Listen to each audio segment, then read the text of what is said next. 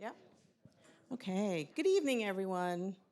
It's my pleasure to welcome you here to Teachers College on behalf of our president, Tom Bailey, and our provost, Carrie Ann O'Meara.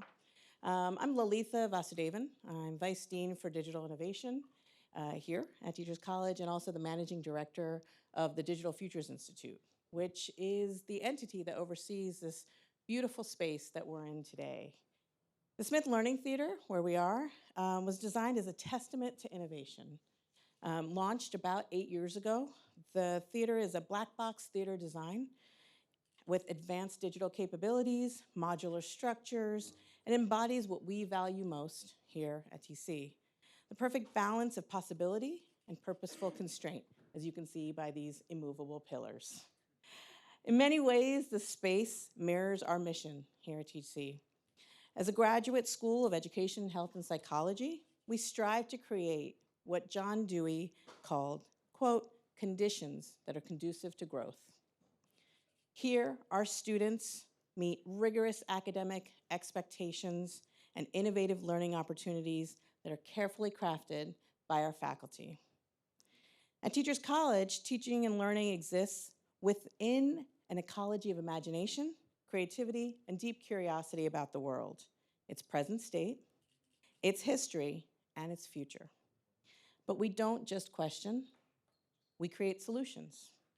Our work spans from leveraging technology in order to improve mental health access, to building school and community partnerships that aim to stem the tide of gun violence, to developing ethical applications of artificial intelligence in global education. As the nation's premier graduate school of education, our impact reaches both locally and globally. So, for all of these reasons, we are so honored to host this evening's conversation, and we look forward to what promises to be an engaging discussion. So now I'm going to turn it over to Phil Chu from Teaching Lab to frame today's event. Let's give it up again for Teachers College. We're super grateful for Teachers College and Kaizenvest for sponsoring tonight's event. My name is Phil Chu, and I lead growth at Teaching Lab, where we believe that teachers are at the core of all that we do here, and so we're excited to have teachers in the room, we have policy folks in the room, we have workforce folks in the room, we have investors and builders, and that's really the vision for this series. We know that the problems in education are too big for any one person or one company or one part of the industry to tackle, and especially the ones that touch education policy. There are such great operators in the EdTech community, both founders and builders, and we are curious and interested to create some form of a pipeline and starting with a dialogue for folks who work in tech to really consider what are meaningful pathways to public service. And so tonight's conversation is one among many in the series that we're interested and excited to host. So tonight we have Secretary Arne Duncan. Give a hand. Arne needs no introduction, so I'm not going to give him one. But I will note that not only has he been Secretary of Education, but currently these days he works on Chicago Cred, where they're really focused on gun violence in the Chicago neighborhoods. And he's going to be joined by Siya, who leads go-to-market and education at OpenAI. And in addition to that, she also invests in workforce development solutions and education solutions. She has spent her entire career at the nexus of education and workforce, and tonight is going to be an intentionally intimate and candid conversations where there are Arne said, no questions are off limits, and so we're excited to share that intimate conversation with you all tonight. Please give Siya and Arne a hand.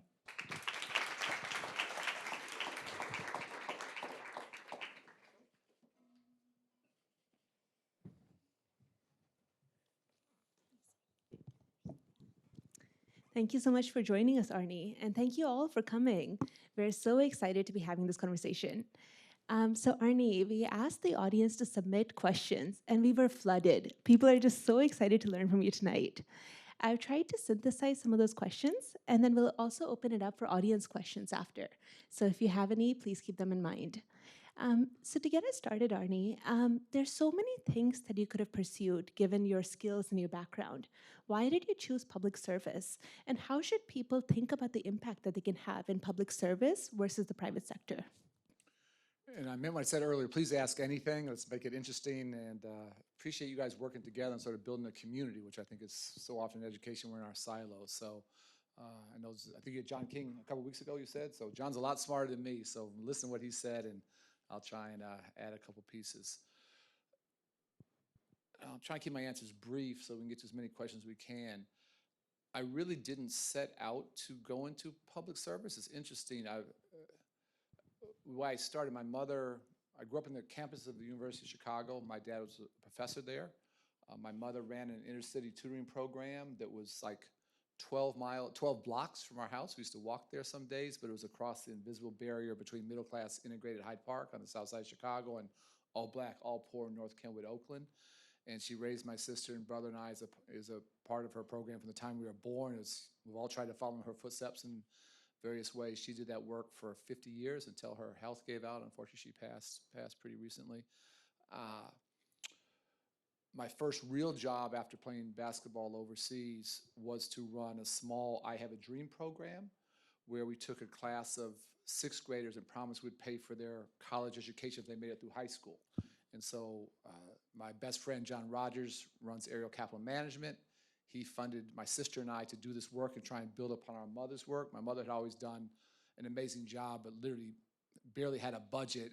And the college piece was always missing, or is too often missing for young people who she had helped get to that point. So to have that financial piece covered, the back end was a huge opportunity. So we started that. That was a 6-year work where those kids and their families, and during that time, the local Chicago public school, the neighborhood school for that neighborhood closed. So there was no elementary school in the community. And so about in the third year of that, 1995 or so, my sister and I, with some friends, started our own small public school. I always say I've had a few jobs. That was the hardest thing I've ever done in my life. We started with 40 pre-K and 40 kindergartners, and about killed us. We're all getting a little older. That school's 25 years old now, Ariel Community Academy. It's amazing how time has flown. So that was the first, I guess, touch on the public sector. And then when our dreamers, our class of from I Have a Dream, graduating from high school and going to college, that was a fork in the road for me.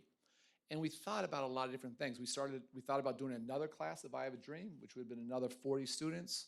We thought about starting another Chicago public school, which would have been 400 students. But then the Chicago public schools had 400,000 students in it. And something about the math of that, 40 to 400 to 400,000, the scale. And honestly, the public schools in the neighborhood where my mother had always worked were the enemy. She was always trying to do at night what wasn't happening during the school day. The local high school had about a 67% dropout rate. And so she was always trying to make up for it. So I didn't have the best of feelings about public schools. But what I really decided is very easy to critique and throw stones from the outside, and it's harder to go inside. And so I decided, I guess I didn't even sort of think about it, public sector versus nonprofit or whatever. It was just a chance to try and make a difference at scale and take all the lessons I had learned from my mother and from the small school we were running and try and serve a lot more students around Chicago. So it was not some master strategic plan. It's just, if you want to really have scale, often you need to work in the public sector. And I didn't, 2.5 years later, I was running the Chicago Public Schools and never knew that was going to happen. So a lot of things are just sort of happenstance or circumstance. But that was a short synopsis of the journey.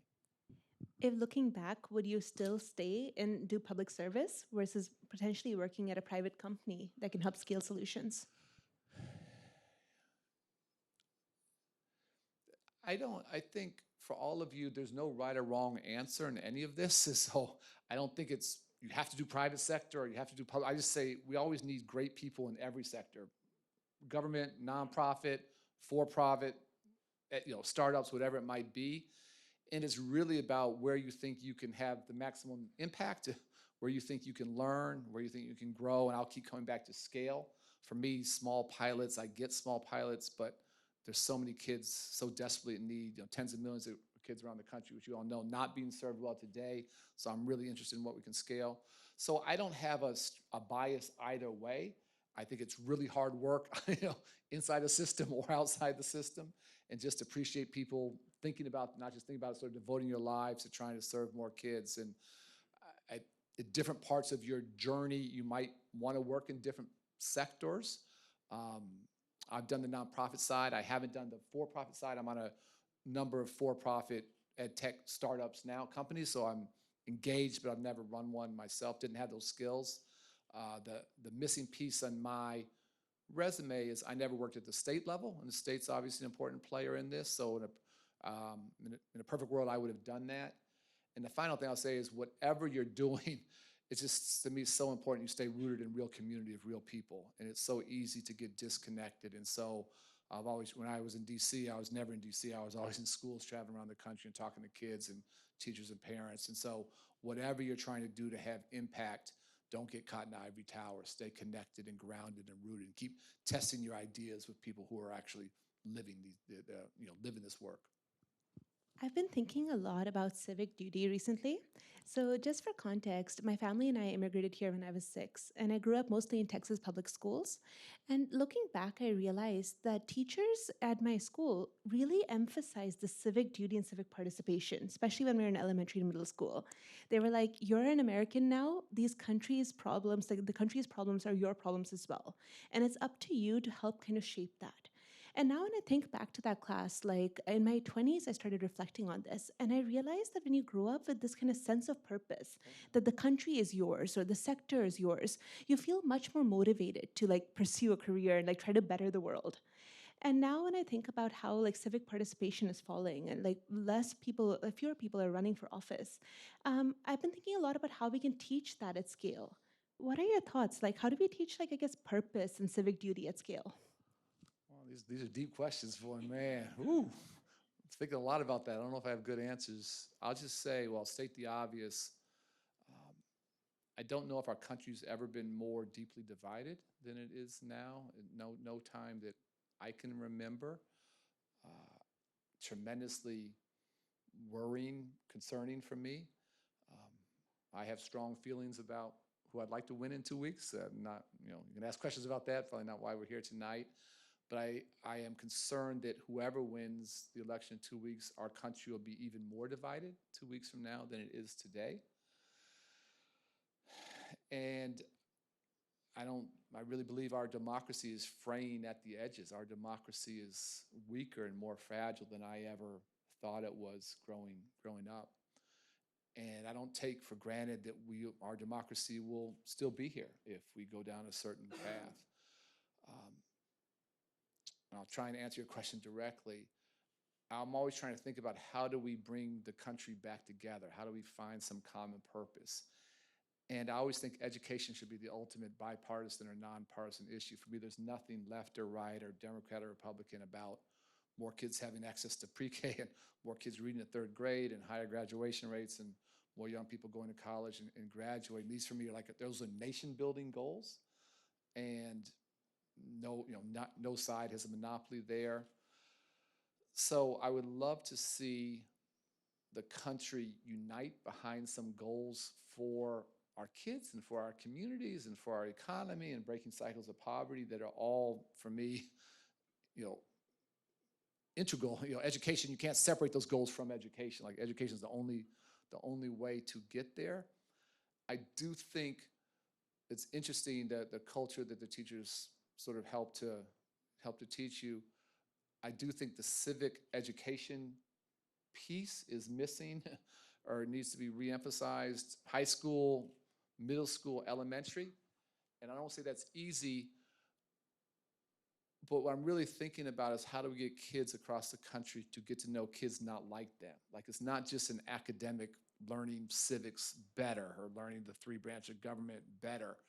I just think we all now have our own social media feeds. We live in our own communities. Everything we believe just gets reinforced. And how does a kid I'm working with in inner city Chicago get to know a kid in Appalachia, get to know a Native American kid on a reservation? And somehow we have to rebuild trust in our country. And so the civics education is a piece of it, but I think there's a bigger, I don't say more, maybe more important piece that schools have to try and do to connect kids at an early age and build some trust and understanding, because by the time you get to adulthood, everyone's just yelling at each other. Nobody's really listening anymore. And I know it's a lot to ask of schools, but schools are like the unique institution in our society that can bring people together. I don't know who else can do that. So it's a long, probably not a great answer to your question, but I'm really, really concerned about where we are, and I always try and be both pragmatic and hopeful, and maybe through education and some goals and having kids get to know each other, maybe we can try and bring our country, knit our country back together again a little bit better than we are today. That's my hope. Do you think that this is a responsibility for the Department of Education or at a state level? It's all of us, and you guys know, it's a, education is pretty complicated in America. Federal level, state level, local schools. In a perfect world, they're all moving in the same direction. That doesn't always happen. Each level has a role to play. I think at the federal level, it's not something they can mandate. It's something they can encourage. It's something they can bully pulpit. It's something they can convene. But for me, it'd really be states or districts or even just individual teachers across the country coming together and saying, let's find ways to talk, to communicate, to share. And you've got a lot of tech experts here. We used to have pen pals. There's got to be a better way than pen pals. That's a good way too. But I would like to see it just be something that at every level folks come together. So federal level can bully pulpit it, but the execution, the implementation is always going to be at the local level. So let's talk a little bit about the policy side now. What do you think are the most pressing policy issues in K-12 and workforce right now? Ooh, man, it's a bunch. K-12 K-12, specifically? let's start yeah, there. well, you guys all know this. We have tens of millions of kids who were way behind prior to the pandemic, and we have more kids even further behind today post-pandemic. And what I haven't seen is the urgency, the intentionality to help those kids catch up. And I get schools were just trying to survive and make it and reopen, and that's a Herculean task. And what I really don't like, and again, maybe you guys have it, and I'm missing it. I'm not doing this all day, every day anymore, but I would love to tell you, here are the 5 districts or the 10 states that have done the best job of helping kids catch up and mitigate the learning loss. There's not a whole lot of data out here on who's really accelerating the pace of change. And so the lack of urgency, the lack of transparency, I'm big on sort of scorecards and metrics and just having clarity. Who are the best 10 districts? Who are the worst 10 districts? What's happening? So for me, helping kids accelerate is way at the top of my list. We know high dosage tutoring is pretty darn effective. There are lots of things we can keep studying education. That one's pretty clear. Wasn't called that. That's what my mother did for 50 years, was high dosage tutoring. She tutored kids every day, and so I've lived that. So that's way up there. Second one is related, but this is really, I think, exploded in a bad way post-pandemic, is chronic absenteeism. The number of kids just not showing up is sort of staggering. And, great teachers matter tremendously. It's the most important thing. Great curriculum matters. But if kids are showing up 2 days out of 5 or 3 days out of 5 or missing 2 months of school, that stuff is, not going to be nearly as effective as we want. And I saw something recently in LA public schools, like 1/3 of kids are chronically absent, chronically, not there. It's just, that's mind-boggling to me. And so how do we bring kids back into school? And that, for me, again, a lot of tech whizzes here. Maybe there's a tech answer. I don't know what the tech answer is. I really think it's like knocking on doors and talking to parents and what are the barriers and what are the impediments, and are kids working a job? Are they taking care of siblings? Do people just think it's not that important to go to school? So how do we better engage them? And I always say, I didn't necessarily love biology in high school, but I went to school because I wanted to play basketball, and you had to go to biology to play basketball. And so what are the extracurriculars? Drama, art, music, chess, academic, decathlon. How do we tap into every kid's passion and give them a reason to come to school? So that's my second one, and those two things are related.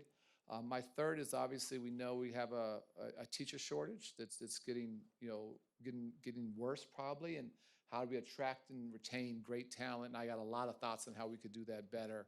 We'd love to hear that, actually. Okay, a lot of the audience asked third about one. this. Yeah, stuff's always easy to articulate, it's harder to do, and there's not one easy answer. But so on that third one, there are a couple things. Every teaching job is not the same degree of difficulty. And I'll just use, I'm Chicago boy. Chicago has literally some of the best schools, if not the best schools in the state, and we have some of the toughest schools in the state. and they can be separated by 3 or 4 miles. This is not like 20, 50 miles away or crossing a river. A social worker in Garfield Park on the west side is a tougher job than a social worker in another community, a math teacher, whatever. And that's just Chicago. Take Appalachia, which I spent a decent amount of time in. That was, I'd never really seen white poverty before. That was eye-opening. And I had never been on a Native American reservation before I went to DC. I spent a lot of time, and that blew me away. Thought I knew poverty and social challenges from Chicago, whole different level. It's not a great term. You guys can help me come up with a better term, but the term I use is combat pay. I would love to pay teachers more to take on hard-to-staff assignments, be that inner city urban, be that rural, be that remote, be that on a Native American reservation. And no one goes into teaching to make $1 million, but you shouldn't have to take a vow of poverty either. And there is degree of difficulties. There are areas of critical need. The market, we need math and science teachers, we need special ed teachers. So there are ways that you could cut this to create some financial incentives for teachers, not just to come into teaching, but to go work with the kids in the communities who need the most help. And for me, the hope in public education is always just a great equalizer. That doesn't matter your race or socioeconomic status or zip code. If you work hard, you have a chance. But so often, our best teacher talent and principal talent goes to the wealthier communities for all kinds of reasons that we understand. Better compensation, probably slightly easier work. And so the kids who need the most help get the least. And so public education in those situations doesn't close that opportunity gap. It actually exacerbates the divide between the haves and the have-nots. And that breaks my heart, but that's pretty normal in the United States. So that's one thing I would do. Second thing I would do, and this is, I don't think it's never happened, so it must be more controversial than I realize, but I would have in most districts, in all districts, you have one teacher contract, where it's lane and step, and you're getting 2 or 3% more each year, and you stay in the profession 40 years, and you get a pension, you get tenure after X amount of time, and very few young people are going to stay in teaching for 40 years. Most young people are going to have 4, 5, 6, 10 jobs over time. What I would love to do, and this for me wouldn't take any power away from the union, I would love to have two contracts.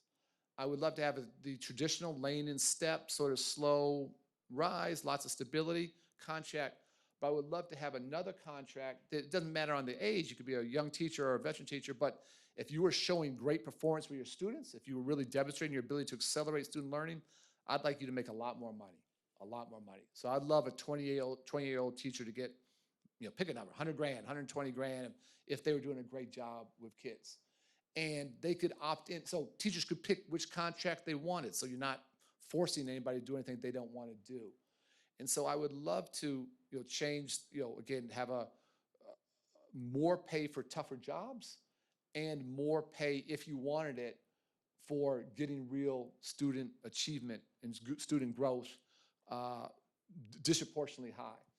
The final thing is lots of teachers leave teaching for lots of reasons, and the job's gotten it's always been hard, it's gotten a lot harder.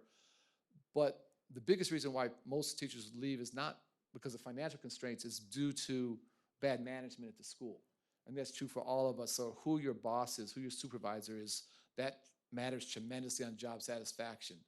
So I would pay principals a hell of a lot more money. Principals are CEOs, they're managing, hundreds of staff sometimes, multi-million-dollar budgets, working with the community. I would pay principals a lot more money. Great principals attract and retain great talent. Bad principals scare that talent off, and they're scared of it, and folks walk away. So that's a long answer. Those are a couple things I would do to try and reverse the outflow of talent from the profession. A lot of the people in the room are ed tech builders who are trying to solve this from a technology perspective. Would love to hear your perspective on how AI is going to change the role of teachers. Well, you guys are way ahead of me, so I don't know if I have any insights there. I'll just say a couple things about technology, and again, push back or ask questions. So for me, technology is always a means to an end. It's not an end in and of itself. It's a strategy. And whatever we can do, to go back to the first problem of kids, whatever we can do to accelerate student learning, that's what we need to do. Whatever we can do with technology to make schools more efficient, more effective, save money, we need to do that. Whatever we can do to make teachers' jobs easier, and give them more information to differentiate instruction and have it be individualized, technology can play a huge role in there. I always worry, just like the teacher talent flow going to wealthier or poorer districts, if the technology and the tools and strategies you're producing only go to the wealthier kids in the wealthier schools, it actually again exacerbates the divide between the haves and the have-nots. And so that's the challenge, that we have to make sure that the kids who need the most help with teacher talent, with great principals, with great after-school program, with 2 or 3 meals a day, and with technology, we have to ensure that they're getting the benefit of that. The idea of every student having their own individual AI teacher is fascinating to me. Maybe we're there, maybe we're not quite there, but the idea of kids learning anything they want, anytime, any place, and again, at that true individual level, that for me is nirvana. That's where we're trying to get to. So I am hopeful. I do not think we're there yet. I'm very cognizant of, we have to make sure that the technology, the tools reaches the kids on the Native American reservation. That's very difficult. Reaches the kids in Appalachia. That's very difficult. But that's what we have to be collectively committed to. And I do think, obviously, you can do well and do good. Like for me, I have no philosophical problem with that. If you can make some money for yourself and your family and help a whole lot of kids learn, that's fantastic. And so I don't have some people have a values problem there. I truly don't. Whatever we can do to demonstrate efficacy, to truly accelerate student learning, to help kids envision a future that maybe no one in their family has ever experienced, whatever technology can do to help those things happen, we need it as fast as we can, and we need it at scale. Your point about personalized learning is so interesting. So I've worked in education for 12 years, and as a lot of educators would resonate with, personalized learning was always the holy grail, where we need to accomplish that. And now, honestly, I think we have. I have a personalized tutor that I talk to every day. ChatGPT knows about my projects, it knows about my aspirations and the goals and the assignments I'm working on, and it helps me become a better knowledge worker. And I think what I'm really excited about is, for the first time, we're starting to see this in K-12 school districts as well. There is a school district we work with at OpenAI called Agua Fria. It's based in Arizona. And they were talking about how they're curbing the teacher burnout problem with AI. So they have enabled their teachers to use AI to do lesson planning and quizzes and other activities in the classroom. And they published a really cool story recently. They talked about a 5th grade teacher who was preparing a lesson plan for her next period. And a student comes up to her about a social problem, something about 5th grade social dynamics that the student wanted to talk to the teacher about. And the teacher turned the student away because she's like, I need to build this lesson plan. Then she realized that she could use ChatGPT to do the lesson plan and actually spend time with that student. And she wrote about how inspiring that was, because she's like, I got into education to mentor and inspire students to spend time on these 5th grade social situations versus actually doing this lesson planning and assignment building. And if GPT and AI in general can help take away some of those tasks, hopefully teachers can focus on what they do best, which is mentor and inspire students. Yeah, so 2 things, and responding with another problem I should have raised. Not that I don't want to raise all the problems, but again, I'm just a big believer in data. So those anecdotes are hugely powerful and important and real. But what I would want to see is, over the next 2 or 3 years, if teacher turnover was X prior, is it X minus whatever, 10% lower, whatever. So that's the kind of stuff that districts gotta, start with, accumulate, share transparently, and really understanding that. The other piece of technology that we talk about academics, we talk about supporting teachers, we talk about making teachers more efficient, or making transportation more efficient. The social and emotional needs of kids now and of teachers is extraordinary, and how we use technology. If kids are living with trauma, if they're living with fear, if they're living with stuff, it's hard to talk about algebra, trig, and biology and AP physics and going to college. And so the unmet psychological needs of so many kids now is extraordinary, and we just don't have enough social workers, counselors, or whatever to begin to fill that need. And I do think technology and virtual stuff can play a role, and for me that's foundational. If we get that right, then we can talk about very high academic standards. If we don't get that right, we're not even in the game. And so I just want to add that to the things that I'm sure many of you are thinking about. The social, emotional, those pieces are desperately, desperately needed right now. Amazing. So, Arnie, there's some people who think that the Department of Education should not exist, that this should be like a responsibility for the states to define the standards for the state. What is your opinion on this? Yeah, I don't know if too many educated people think that. So, and so I every day tried to figure out the appropriate role for the Department of Education in a very decentralized United States of America. So I'll tell you where my theory, and I did all this very imperfectly. And so the three things I think the U.S. Department of Education should. Well, let me go out. The standards thing is so interesting. We did the Common Core thing, but it's funny. It's kind of, so I live on the south side of Chicago. Indiana's 25 minutes from me. Wisconsin is maybe an hour and 20 minutes. Michigan is an hour and a half. The employers in that area are not looking for 4 different kinds of students to come into their workforce. There's not an Illinois set of standards and a Wisconsin standards or employment. And so the idea that every state should be setting their own thing, for me, is absolutely ludicrous. If any of you invest in the stock market, there's one stock price. You don't have 50 stock prices. If you follow a sports team, there are not 50 ways to keep score. There's one score. And so it's ludicrous to me to think that 50 states can do this, should do this, that employers are looking for something different in Illinois than in Indiana, which is a half hour from our home. It makes no logical sense. I think it's part of it's an intentional way to keep things opaque, to not have transparency in education. So I want to answer that very directly. What's the appropriate role of the Federal Department of Education? Again, push back on any of this stuff. So I think there are 3 things. One is a fight for equity. So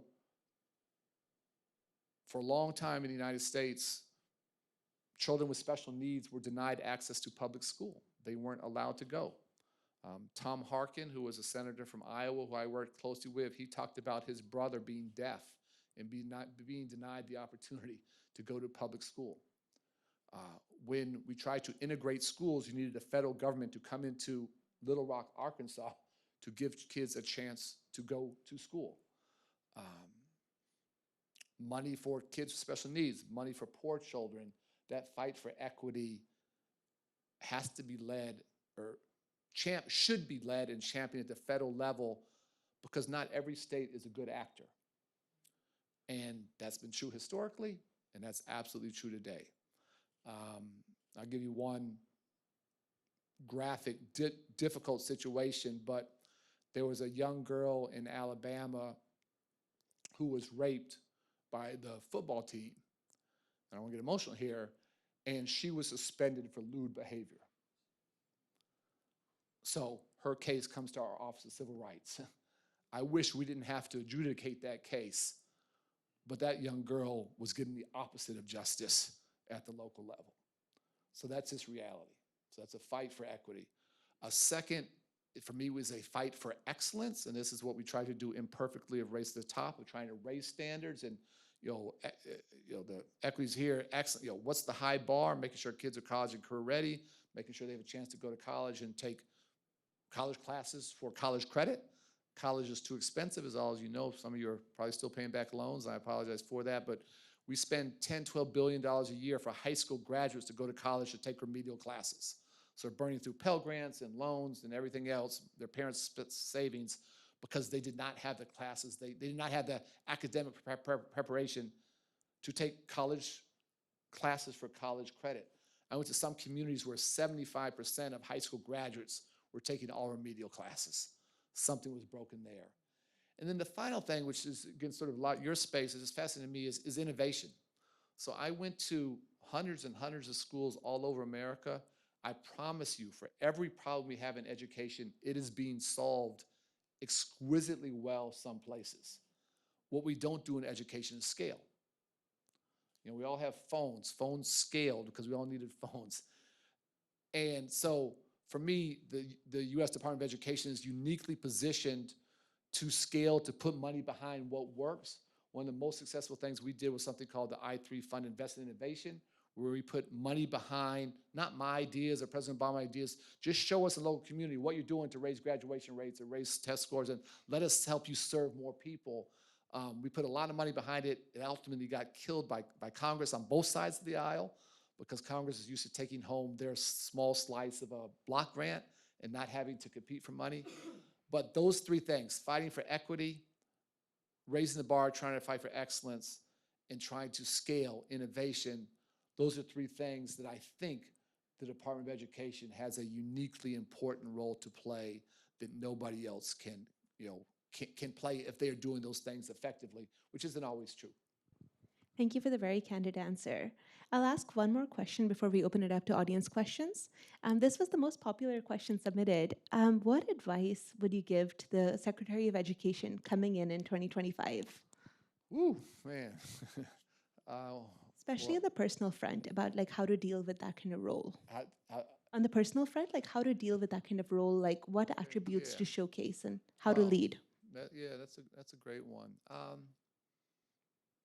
And you guys heard from John King the other week. I was thrilled that he was my successor, and Secretary Cardona. We've had a very good and open relationship. And I give him lots of free advice. He can take it or leave it. But a couple things. I think understanding that, again, you guys know K to 12, probably 10 to 12% of the budget comes from the federal government. Basically 90% is state and local. So you are the minority investor. So you have to try and maximize your leverage being the minority investor. And so for me, you got to be very, very clear on here are 2 or 3 things that we're trying to accomplish. Like if you try and do 30 things well, I felt the same when I ran Chicago Public School. I did in DC. You just sort of perpetuate mediocrity. And so what are those 2 or 3 most important things? And how are you spending time? How are you spending money? How are you spending resources? Bully pulpit convening. What are all your levers to drive those change? And again, it could be third grade reading. It could be absenteeism. It could be, raising test scores. It could be high school graduation rates. It's all really important, but you got to be very, very clear and stay focused. And you get pulled in so many directions.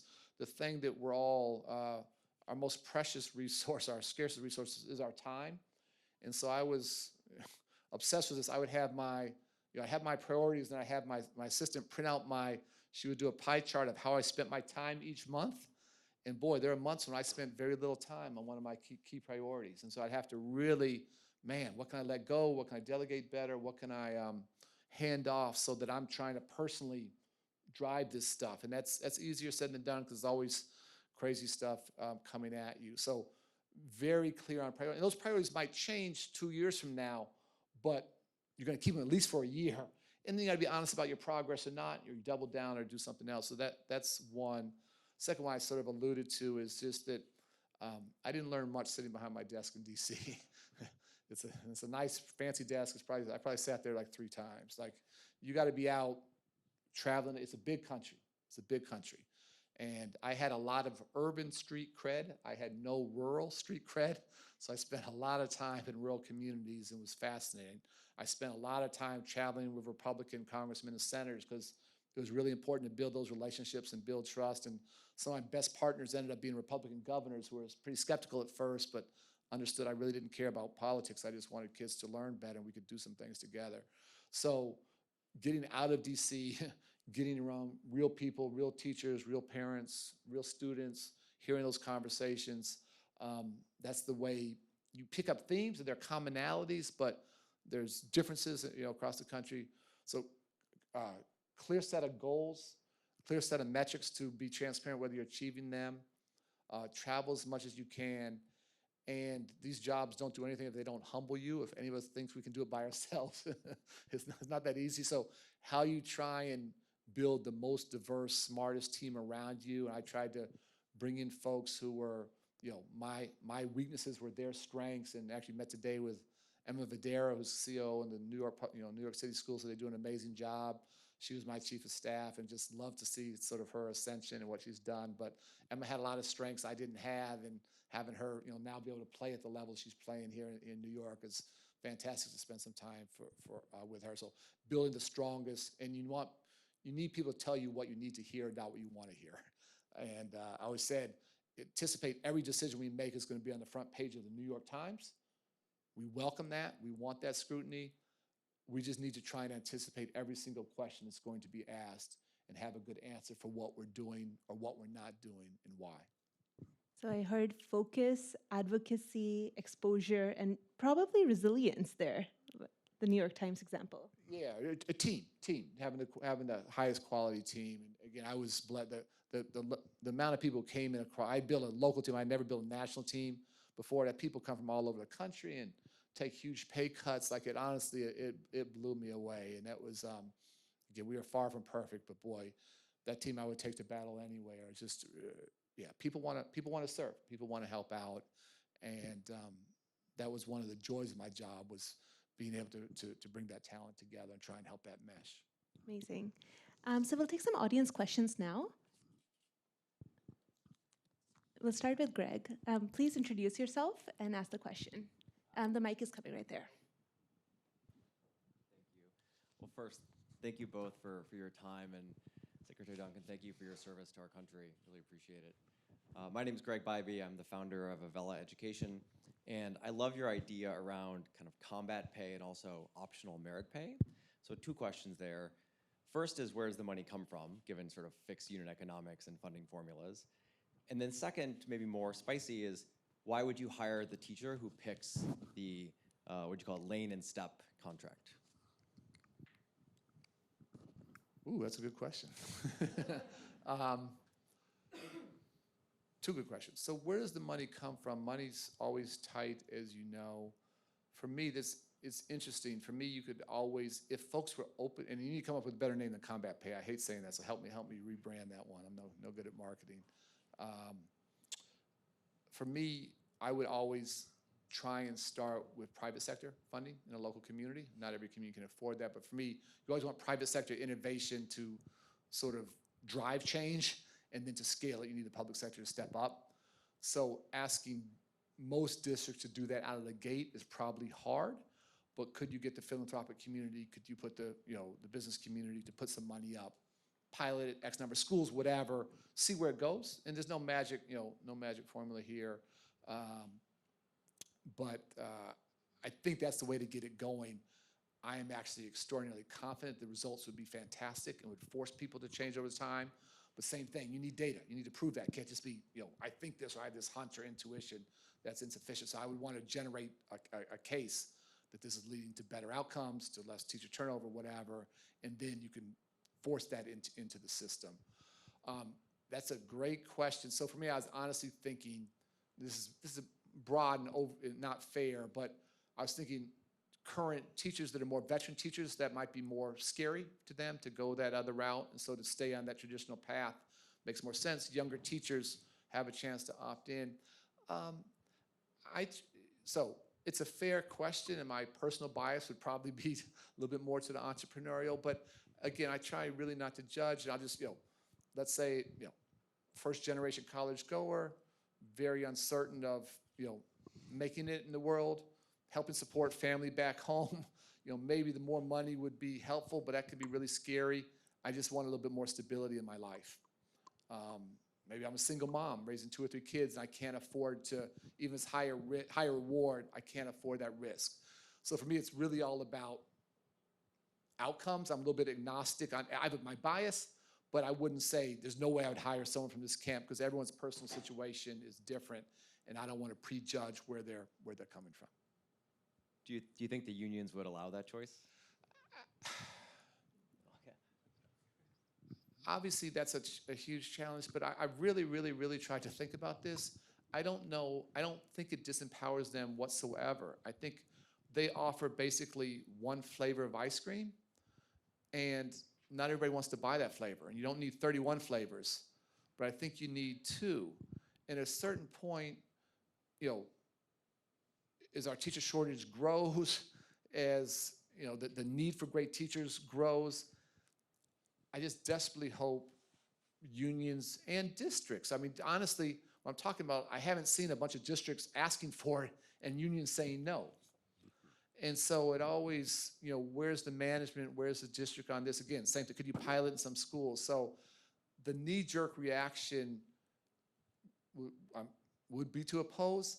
But I actually think if I was a union leader, I'm providing more services and more personalized services to my members if I do this. I'm giving them some options. So I actually think in a, not even a counterintuitive way, it could actually strengthen the union's position because I'm not treating everybody the same. And so it's maybe a bit of a leap to get there, but it'd be, both contracts would be negotiated with the union, you know, not imposed, and with the district. You're just not negotiating one path. So I'm always maybe a little naively hopeful, but I don't say we're at a really difficult point. We need to break through and try some things, and it might fail, but we'll learn some things trying it. I said we just keep doing the same things now. Kids aren't winning, teachers aren't winning, you know, our country's not winning, our economy's not winning. We gotta be a little bit bolder.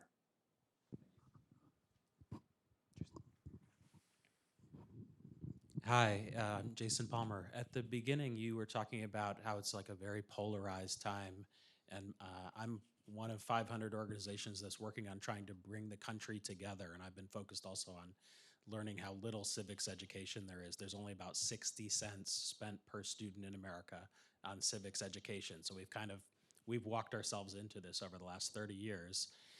And I was on a Zoom earlier today with 50 of these leaders where a lot of them are school people. And the question was, like, after the election, is there a role for schools to play in talking to students about how we need to learn to get along together and to try to reverse the polarization? Or is it better for schools to stay out of it altogether? What are your thoughts on that? I think schools gotta be all in. I know it's hard, I know it's controversial, I know there'll be pushback. Again, what are the other institutions in our country? You know, churches, but not everybody goes to church, and that's, you know, I spoke at a church the other day, there were no kids there. There's a lot of people, a lot of gray-haired folks, and not a lot of kids in church. So I don't know of a better institution, and I know I'm always asking schools to do more, serve more meals, wash kids' clothes. I ask schools to do a lot, but schools are just something uniquely special, uniquely positioned, obviously, to touch every kid in America. So if I can help, I would love, you know, sincerely would love to try and help. You know, teachers might get in trouble, superintendents might get in trouble, boards, but boy, I want to be caught trying right now. I just think this is not a great time to be on the sidelines and just like, and we see where we're going. So again, absent some other force, it's just we're going to accelerate going in these directions. It's got to be a countervailing force.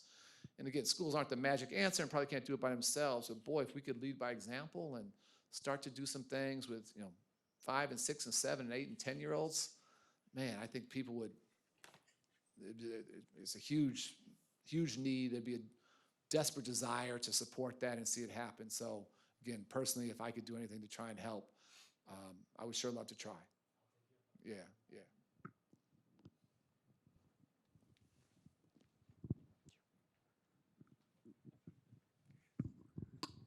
Hi, I'm Mark Chang. I thought your description about the two really at a fork right now. In our world, are we going to go down a democratic path or an autocratic path? And like you, I also believe that this election is not going to be the end of it. That if the democratic path wins, that we're going to have the same fight in 4 years from now. So a question that I keep asking myself and actually thinking about a lot is, how do we prepare? And what happens if the autocratic path wins and we don't have a federal Department of Education? I'm on the board of NETCHI, we don't have accreditation.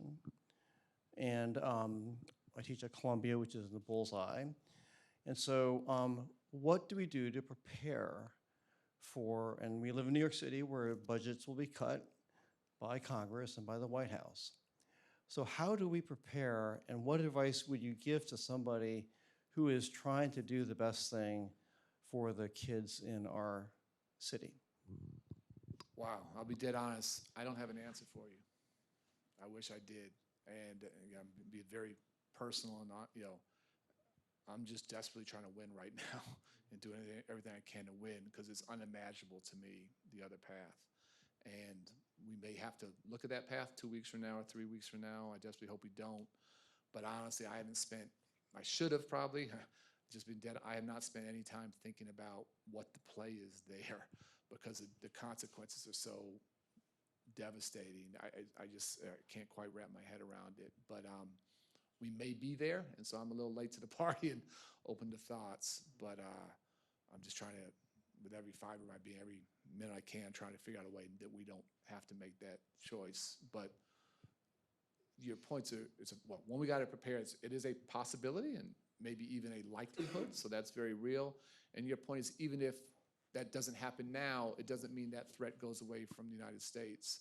And so there is a longer term, I think I'm sort of focused on the crisis, but there's whatever happens, there's a longer term sickness, for lack of a better word, in our country that we have to grapple with and try and figure out how we heal that together. I mean, on a personal note, I'll just add that I was born in Jim Crow Atlanta when Asian immigration was illegal. And I've grown, I became one of the first people to graduate in women's studies from Yale in 1985. And I look at like the descent from that. And so I think this is why I think about that. You've lived it. It's very personal for a lot of folks, and the chances that we could end up in something similar, if not worse, is extraordinarily visceral. Yeah. We'll take 2 more questions. To Gemma right there. Do 3. There's one there and one here. I'll take those 3. It is a change of subject, but I want to welcome you to the home of the world champion women's basketball team. And ask a little bit about physical wellness and the role that schools might play in helping our young people become physically and mentally healthy. Sorry, what's the question? How might schools play a role in helping young people become more physically and mentally healthy? Great. Well, I'll talk hoops all night for it, but I was glued to the TV, and man, I didn't want to see that series end, and it should have been a 20-game finals. That was unbelievable. Yeah, it's amazing to watch, and first time New York's ever won, right? So yeah, it's fantastic, and got a couple of our Chicago Sky players there. So all our good players leave and go to these other teams. But I'll just, again, very personally, I said earlier, I didn't necessarily love biology. I loved basketball and needed to run around a little bit, and that's true for a lot of boys and a lot of girls. And so I talk about sort of physical, social, and emotional health, and giving kids access, whether it's to PE, whether it's to recess, whether it's to sports teams, whatever it might be. Kids need that. That can become their passion, like it was for me, and a reason to come to school. And the idea that kids can just sit still for 6 hours and concentrate is obviously crazy. It doesn't make any sense. Sitting like this doesn't make any sense. And so for me, these are never trade-offs. It's always both and that for me is sort of part and parcel of how we get to the other things that we're trying to do. But absent that, we're not there. And when I get when budgets get cut, sometimes things like PE get cut, and that for me is just absolutely insane. It's, cutting off your nose to spite your face. And it's interesting. I went to the lab schools in Hyde Park, and it's a very academic school. Nobody was going to pro, but almost everyone in high school played on a team. It was interesting. It was a small high school. It was probably like 60 or 70% of the kids at the high school played on a team. And that, particularly bigger high schools, just the math of that doesn't work. And so how do you have a great intramural program, whatever it might be? But giving kids opportunities to use up some energy, get out there, run around a little bit, come back and concentrate, makes all the sense in the world. So 1, 2, 3, then I'm done. How much time? What time? Okay? We're at 7. We're okay. Okay, couple more. Speed round. Speed round. I'll try and answer quickly. Hi, Mary Aiden Hanrahan. Thanks for being here. I'm a former teacher, now an MBA student at Columbia Business School, and I'm very interested in the problem of teacher retention specifically, which you spoke about a little bit. One thing that is a theme that's emerged in talking with some educators is this rift between teachers and administrators. And there are some very excellent administrators who have built really good teams around them, but unfortunately, it often feels like the default attitude is one of kind of disrespect and distrust. And if you have any thoughts around a solution to this problem. Yeah, I don't have a solution. I think I tried to talk about that earlier, that sort of great principles are key to retaining great teachers, and where there is that rift, nobody wins, and teachers lose, kids lose. this goes a little bit back to teacher contracts, but one thing I'd love to see, it's a different way of coming at it, is sort of a new rung on the teacher career ladder, like a master or mentor teacher, where you're teaching maybe half the day or a period of day, and the rest of the day you're mentoring younger teachers. And I think, when you think about a principal span of control, them trying to supervise 30 or 40 or 50 or 100 teachers, it's impossible. And so what I will tell you is that I've never met a great teacher that wanted to be teaching next to a poor teacher. They have tremendous pride in what they're doing and want their kids ready to be successful when they hit their classroom. And so I would, and this is go back to unions, I would give this away in a heartbeat to the union, is I would take principal evaluation out and just do all peer evaluation. Just hand that over and let department heads, let master, let mentor teachers, and have a rigorous process for them coming in those spots. Let them own that. And it's not just the evaluation part, it is the mentoring. I always say that we got to sort of deprivatize public education. And teachers go into a classroom and teach, and nobody knows what's going on. And for me, it's basketball. You play a game and your coach shows you 30 times every mistake you made. Like, I see it. I saw it the first 5 times. I don't need it. But do we tape classrooms? Do we have teachers come in and visit? I mean, there's so much stuff that is not high tech that just helps teachers try and master an extraordinarily difficult craft. I think master and mentor teachers, I think about the medical model a lot and the residency model. I think there's so much there that could be helpful to strengthening the profession, help better retain those teachers, almost take the administration out of that a little bit, so get rid of that rift, and have a rung on. I hate that great teachers, to make more money, have to go into administration. Like they leave what they do best and love most. Let them make 25% more. Be a master mentor teacher. So it's just one thought there. We have to wrap up now, Arne. Okay, sorry. Thank you so much for your time today, and thank you for your service to the country as well. Well, thank you, but just thanks for what you guys are doing. This is not an easy time in public education and education period. The fact that you guys are devoting your lives to thinking about these issues and trying to solve really serious and not intractable but difficult problems, honestly, it gives me a lot of hope. And these guys know how to track me down. If anything I can do to try and help personally, I'm in, because our kids in our country need you guys now more than ever. So again, public sector, private sector, whatever it is, please stay with it, and hopefully together we'll get to a better place. We have to find a way to do that. So thank you so much for having me.